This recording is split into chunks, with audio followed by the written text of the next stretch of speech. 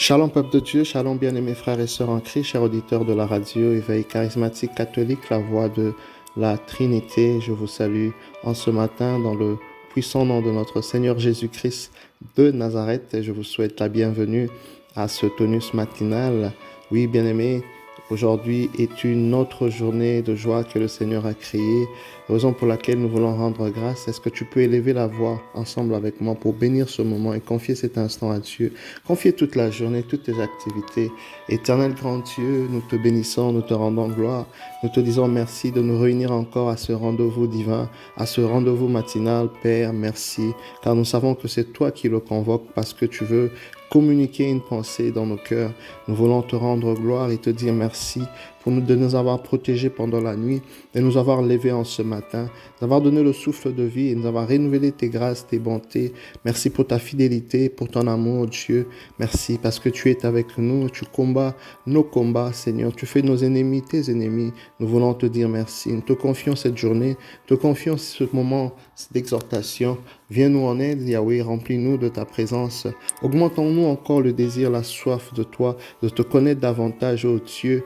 Renouvelle notre intelligence par la puissance de ta parole, Seigneur. Guéris, éternel Dieu, ceux qui souffrent. Relève ceux qui sont courbés et redresse ceux qui sont courbés. Relève ceux qui sont tombés par ta parole. Transforme en ce jour. Remplis-nous, Saint-Esprit. Remplis l'atmosphère spirituelle et physique. Que toi seul sois l'autorité suprême de ce moment. Au nom puissant de Jésus, nous t'avons prié, Père. Amen. Alléluia. Nous allons lire, bien-aimée, la parole de Dieu qui est tirée aujourd'hui du livre de 1 Timothée 6. 1 Timothée 6, je vais commencer à partir du verset 3.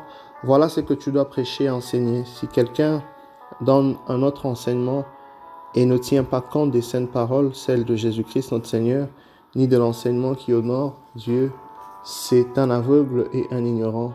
Cet homme a la maladie des controverses et des querelles de mots, et de là viennent l'envie, les rivalités, les insultes, les soupçons mal intentionnés et toutes les discussions sans fin des gens dont les facultés mentales sont corrompues. Ils sont tellement loin de la vérité qu'ils considèrent la religion comme une bonne affaire.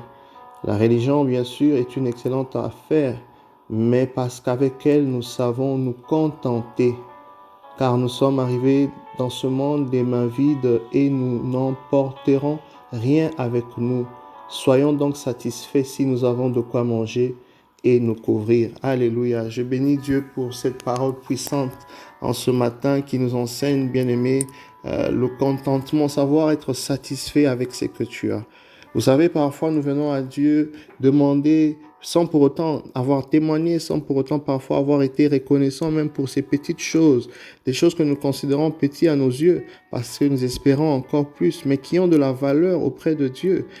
Dieu te donne le souffle de vie, Dieu te donne la force pour aller à ce travail, pour aller chercher, pour aller te lever. Le souffle de vie que tu as déjà, c'est quelque chose pour lequel tu dois être satisfait et pour laquelle tu dois démontrer un sens d'action de grâce, être reconnaissant. Vous voyez, le Seigneur nous indique en ce matin que nous devons apprendre en tant que fils et filles de Dieu, nous contenter de ce que nous avons. Beaucoup de personnes ont vendu leur âme au diable, se sont corrompus simplement, comme la Bible le dit, à cause de l'amour de l'argent. Vous voyez, Dieu n'est pas contre la richesse du tout. On doit comprendre la nuance que Dieu est en train de faire. Il parle de l'amour. L'amour que nous devons avoir, c'est de l'amour de Dieu. Alléluia. Et l'amour de Dieu rempli dans nos cœurs va nous pousser à aimer l'homme, à aimer l'être humain.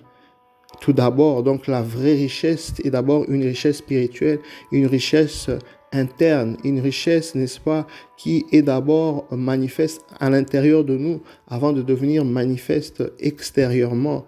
Vous voyez, l'amour de Dieu, c'est ce que Dieu nous recommande. Ainsi, par cela, Dieu nous donne. C'est pourquoi la Bible dit, bien-aimés, recherchons d'abord le royaume de Dieu et sa justice, et le reste nous sera donné de surcroît, notamment l'argent, la richesse et toutes les choses que le Seigneur a voulu que nous puissions avoir pour nous accompagner dans notre destinée sur cette terre des hommes. Nous devons comprendre que quand Dieu a créé l'homme, il a mis dans un environnement propice le jardin d'Éden qui, originellement, le mot veut dire délice.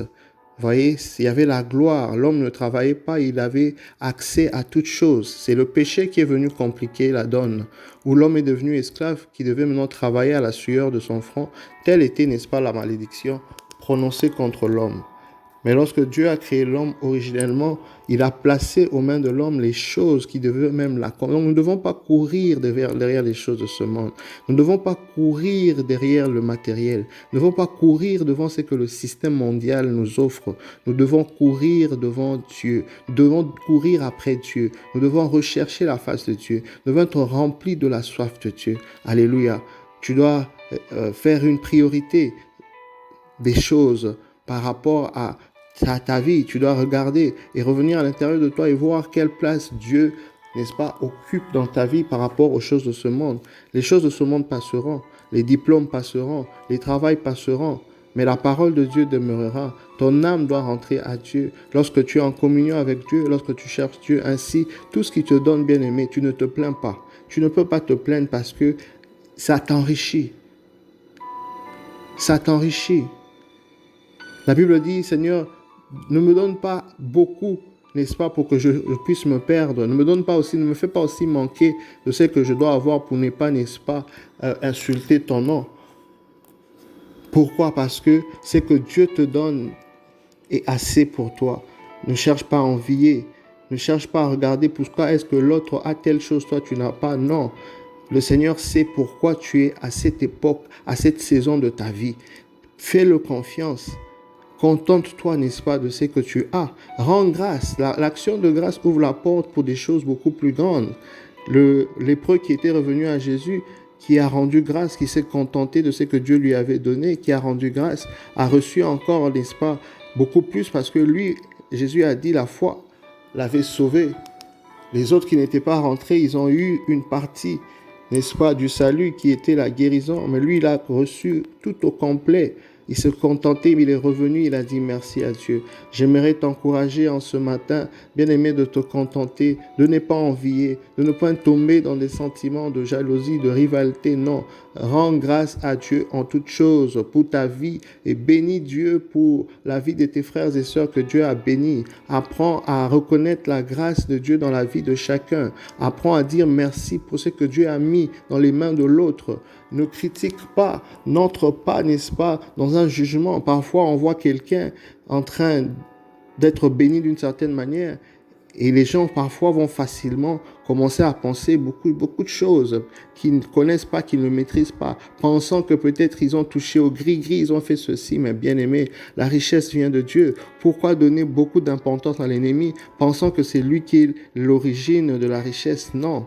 C'est Dieu l'origine de la richesse. Un chrétien peut être riche, un chrétien peut être béni dans le Seigneur. Alléluia. Il y a des chrétiens millionnaires, il y a des chrétiens chefs d'entreprise, il y a des chrétiens placés dans les hautes sphères. Ils ont la révérence pour le Seigneur. Ils ne sont pas dans la compromission. Donc Dieu n'est pas contre la richesse, Dieu n'est pas contre la bénédiction, Dieu n'est pas contre l'élévation, mais il aimerait que ton cœur soit d'abord attaché à lui. Il aimerait que tu sois d'abord attaché à lui, que tu sois pleinement abandonné à lui, que tu sois malléable entre ses mains, que tu sois comme l'argile aux mains du potier, que Dieu te donne la forme qu'il faut. Alléluia. Que Dieu te donne l'éclat qu'il faut. Tes biens appartiennent à Dieu. Ça ne t'appartient pas. Tu n'es qu'un administrateur. Alors lorsque Dieu te demande, n'est-ce pas, de te contenter de ce que tu as, c'est ce que tu devras faire et bénir le nom du Seigneur pour ce que tu as, pour ce que les autres ont. Et lorsque Dieu te demande de disponibiliser tes biens pour la cause du royaume, tu dois être prêt. La Bible nous indique que Jésus avait des femmes qui l'accompagnaient, Marie-Madeleine, Suzanne, n'est-ce pas, et Jeanne, et ils prenaient de leurs biens pour soutenir Jésus dans le ministère. C'est très important de mettre nos biens aussi au service du royaume de cieux, d'offrir, n'est-ce pas, pour le royaume de Dieu, offrir aux orphelins, offrir aux veuves, donner de ce que nous avons à ceux qui en ont aussi besoin.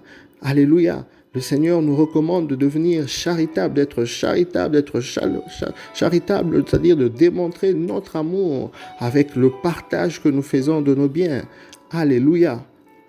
C'est par là que la bénédiction de Dieu accroît, grandit encore, n'est-ce pas, dans nos vies. Que le Seigneur nous aide, bien-aimés, en ce matin, de nous contenter de ce que nous avons et surtout de dire merci en toutes choses. Dis merci pour la vie. Il y a des choses que tu espères peut-être encore, mais dis merci pour ce que tu as, pour ouvrir la porte à la manifestation de ce que tu espères. Alléluia. Que Dieu te bénisse en ce matin, bien-aimé. Que la grâce du Seigneur t'accompagne, que le Saint-Esprit, n'est-ce pas, te protège. La Bible dit, lorsque l'esprit de l'ennemi viendra comme un fleuve, le Saint-Esprit le mettra en fuite. Je prie en ce matin, au nom de Jésus, que le Saint-Esprit mette en fuite tout ce qui n'est pas de Dieu qui veut t'attaquer, au nom de Jésus. Que le feu dévorant du Saint-Esprit consume ce qui n'élève pas Dieu dans ta vie, au nom de Jésus. Je dresse une muraille de feu, de sécurité autour de toi, autour de ton périmètre, afin que les flèches enflammées de l'ennemi soient détruites en ce matin, au nom puissant de Jésus. Je te plonge, corps, âme, esprit, dans le sang puissant de notre Seigneur Jésus, car il est écrit, ils l'ont vaincu par le sang de l'agneau et la parole de leur témoignage. Que Dieu te bénisse, bien-aimé. Je me recommande à tes prières et à très bientôt par la grâce de Dieu. Bye.